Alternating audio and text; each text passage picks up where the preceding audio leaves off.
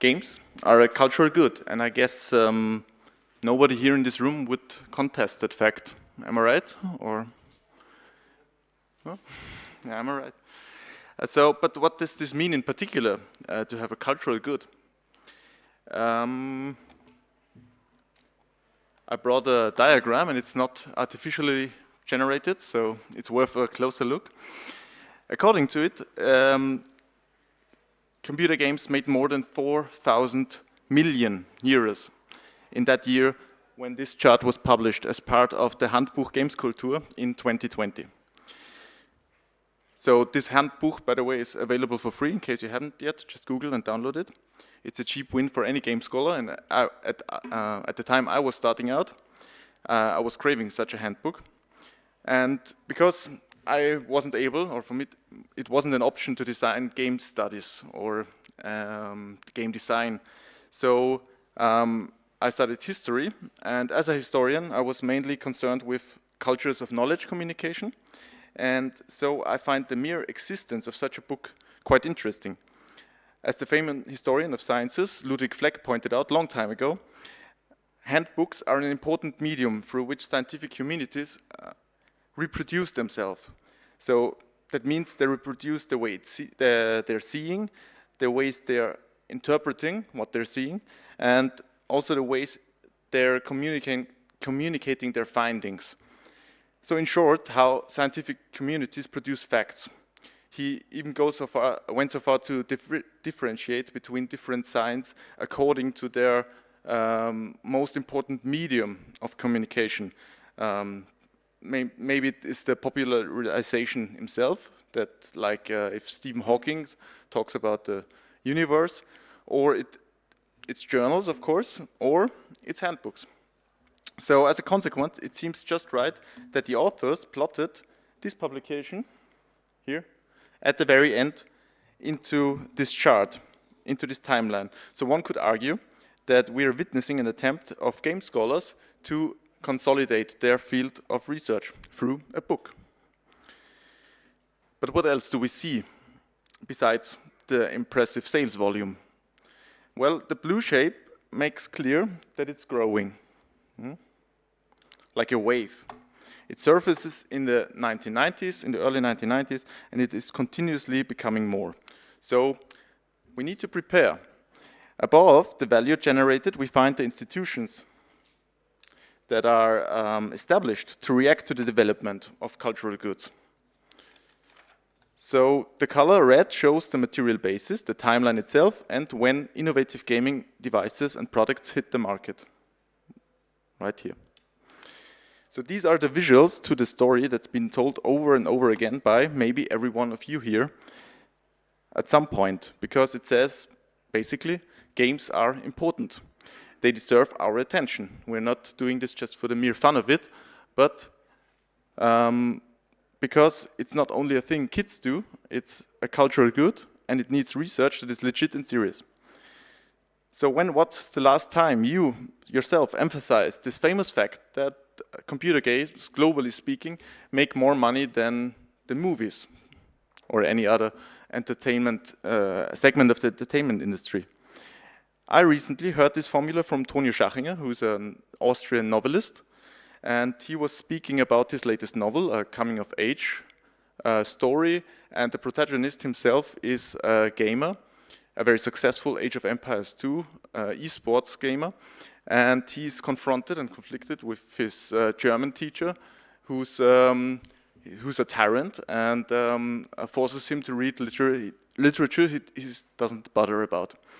So Tonio Schachinger, the author, himself a relevant player in his cultural field, is stressing this fact for his audience and the listeners of this literature show where he's interviewed on. So we can see in this chart a development and the fight for acceptance of this development as a cultural development. So the bottom line is game culture is on the rise. That means a massive change, and it deserves our attention. It deserves the museums that save gaming heritage from oblivion. It deserves the institutions that reflect on the best practices to cultivate this societal good. It deserves the juries and the prizes to tell us how gaming, what games are outstanding from the mass that is produced already, and it deserves the attention of politicians. So therefore, the late attendance of the Chancellor Angela Merkel at the Gamescom in 2017 here. So it deserves this handbook. It's not just the data protection, there are also attempts to flesh out, storytelling-wise, what this rise means on a personal level. Not only the young play games, also the adults who grew up with them as an important part of their lives. So here we find that about 2017, here, the Durchschnittsalter is older than 36 years. So for these people, games are woven into their childhood memories. They're part of their nostalgic feelings. So ultimately, they are used to interact differently with the story worlds they're familiar with. Maybe they even learned a different skill set to express themselves. I paraphrase Csongor Baranyai, who was making an important point when saying, analogously, adolescent children, when frustrated with their situation, at some point used to pick up their electric guitar and write a punk song about it. Nowadays, we can also think about teenagers who might make a game to articulate their protest. So there's another understanding of games as cultural good, namely a new medium that's emerging through, for such self-expression. And this implies several questions. Is game design an established art form? Like we have pieces of art, but that needs explanation at some point, maybe. Does it? It's not only popping up at the Documento once, here, being recognized, but it is worked with, it is played with. Yeah? It's played with games, not playing a game anymore. So it has even more so a discourse on its own, with its own codes, rules, metagames, institutions, yeah, regulating the games going on. So what does it mean that we accept games as cultural good again? What does it mean that after decades of struggle, game design and game practices are finally renowned as a part of the domain of culture? And again, cultures that rise, don't usually fall at some point? I'm not going to speculate about the end of games culture, but it might be some food for thought to have a look at other areas of culture. Look at the cinemas, the record labels, the network stations, the theaters, all those cultural institutions more or less in crisis. Compare how this change we can see there are corresponding to the digital circumstances we're living in. Because in this new digital context, it is at the same time laying ground for the rise of game culture and the economic success of it. So if somebody stresses that point that games have outrun the movies, I used to answer, but the game developers hire screenwriters, so they have better stories. So it's a very complex layer of cultural development and communication. So the notion of culture at hand has, we can see that there's an interesting effect of the digital age that we can trace here. Because since of the beginning of modern times, it was used to culture, the term culture was used to describe national differences in contrast to technological standards. Think about what makes this piece of artwork, the David of Michelangelo, paramount for the Italian culture. Or why do we have to read Shakespeare to understand the British people? So the well-educated at that time could tell the difference of German and French style, let's say. Or they could argue about why this piece of artwork is paramount and the other one not. For the understanding for that nationality, where it derives from. So have you ever wondered how this would apply to games culture? Imagine this. In the near future, let's say 20 to 50 years, children in school are not getting their, let's say, the curricular depth, the financial literacy They don't have to play a how well designed game and however well designed game about financial literacy, but maybe they have to play Valve's original Half-Life from 1997, because this game is necessary to understand the age around 2000 and the cultural context it laid ground for. Because without Half-Life, there would be no Counter-Strike, there would be no debate about killer games in this way. There would be no Steam, and there would be no. I guess Half-Life was very important for Valve, and so on. Yeah, Portal, another example.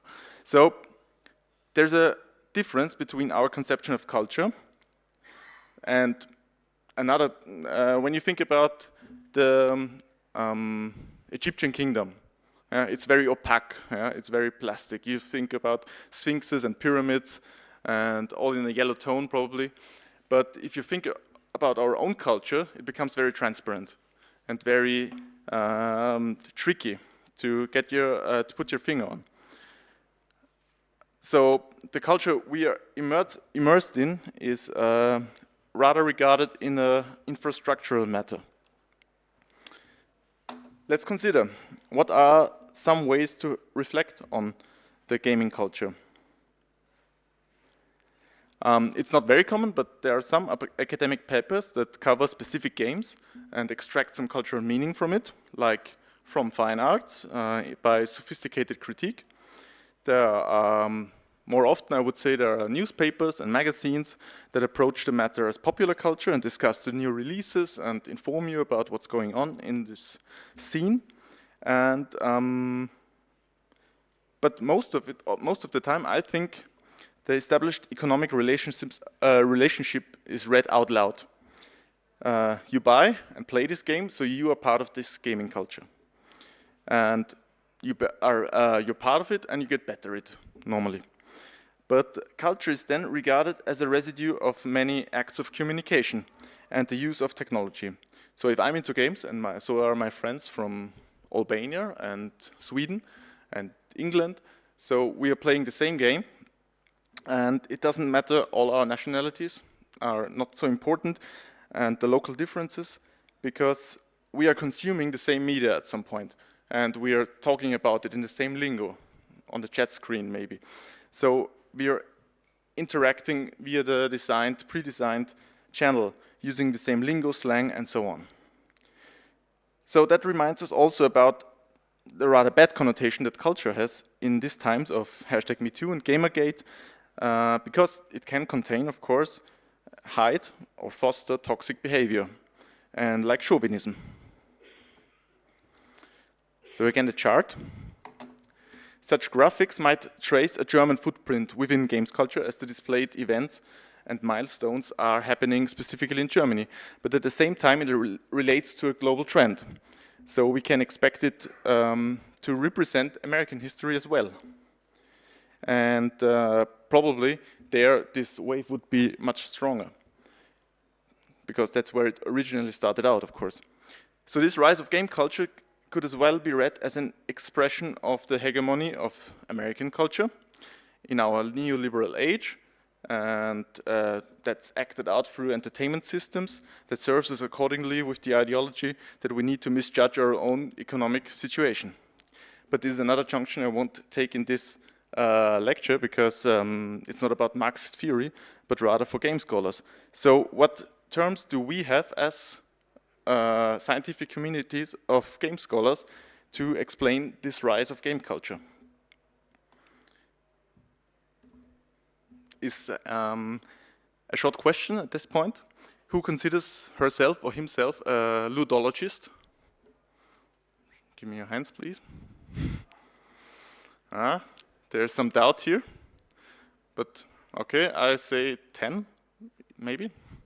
Who, on the other hand, considers herself or himself a narratologist? Okay, very smart. Interesting. Well, actually, it's very much not what I expected. I would have said that there are many ludologists and not so many narratologists, probably zero. but because I would say there's no narratology to be studied. So that's this debate has become canonical because it roots in the struggle for a disciplinary identity. There are in the early or in the late 1990s, there are ludologists appearing on the scene, trying to claim that games doesn't tell stories.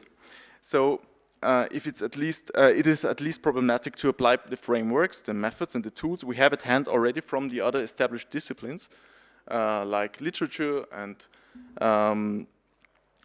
art history and history itself, linguistics, that would treat their object, of course, as some sort of text or narration. So, but the ludologist would say, we can't do research about this new medium like we designed our investigations about theater, books, and newspapers, films, because this must lead to misunderstandings, because one misses what's actually new about these games. So, this figure again, we can see in this diagram as an arrangement of economic data with historical facts added, and therefore it's not necessarily a ludologist, but a standardized economic perspective on games culture. From a ludologist standpoint, I'd even say it's just a chart that shows how computational media developed new forms of monetization of human play, because we all played before there were computers, right? So what we actually see is when a lot of people get smartphones, we can sell more games because, yeah, they have smartphones to play these games. So through critical investigation, as proper ludologists, we strive for understanding the core of games. We try to strip away all the decoration, anything non-essential, anything accidental, like an interchangeable color, like red or blue, and then we are left with basic mechanic at play, like throwing a ball. And what's the story in throwing a ball? Of course, there's no story to throwing a ball, but that's why we call ourselves ludologists, or I would say so. And stories don't really seem necessary to games. Sometimes they're added to give a context that helps you to engage with the game mechanic, like when I say the floor is lava. That's, you all know that you have to put your feet up, which is a very, yeah, it would be very talky if I tell you that you don't have to put your feet up and go somewhere else. The floor is lava is much shorter. On the other hand, it seems silly to claim that titles like Assassin's Creed doesn't tell a story. So, as a historian, again, I say not do this tricky ontological question, if games tell stories, is not so interesting, like to ask, since when do games tell story? And I'm short in time. So I cut it short. With the widespread use of home computers, the new games that were made for households rather than arcade halls. So everybody has a computer at home, they need the games to play them there, and so they don't have to insert another coin to play it once more, but the new games needed to end, so they can buy another game. And let's consider this urban legend about the first Pong machine that was placed in a pub, and it needed technical support just the day after it was set up. The producer who went there to see what the problem actually was found the machine so full of coins that it wasn't capable of taking any more money. It wasn't broken, the builders just didn't anticipate the extent of their success. And that makes a good story, good for marketing and good for the chronicles. Besides that, we can tell it's true. I find it remarkable that it doesn't say, oh wow, we made so much money in this time, what a curve. It reminds us of the material culture and the specific effect it had on the people playing the machine. This new magical machine that appears suddenly in their pub. It reminds us of the flawed design of this early version because it wasn't fit for the demand it produced. So I visited the Maker Faire last June in Vienna, and there was a hobbyist who was showing there his replica he made of Pong. And he was giving closest attention to every detail. He was looking for the right buttons, the switches to turn, and also for the right insertion slot. And to play this game, you needed to insert a coin. You didn't need to pay for it because he was handing you the coin, but you needed to insert a coin because it is part of the play experience. So Pong, considered by many as the first video game on the market, is only complete with this insertion slot, and where we can put our loose change into.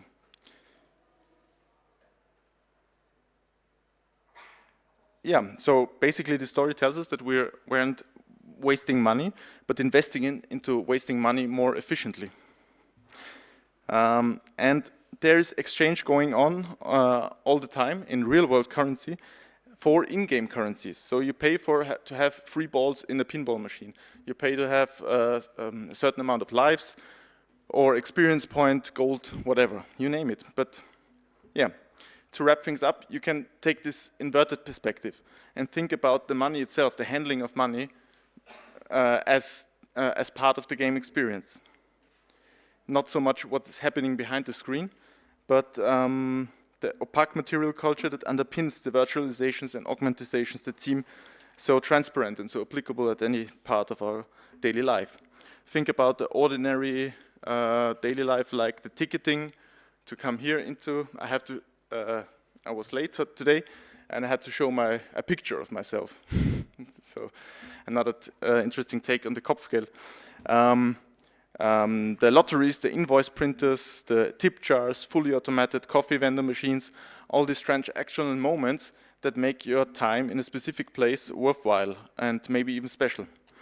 But next to the arcade halls, there are also the casinos, where you change your real-life currency into shiny jetons.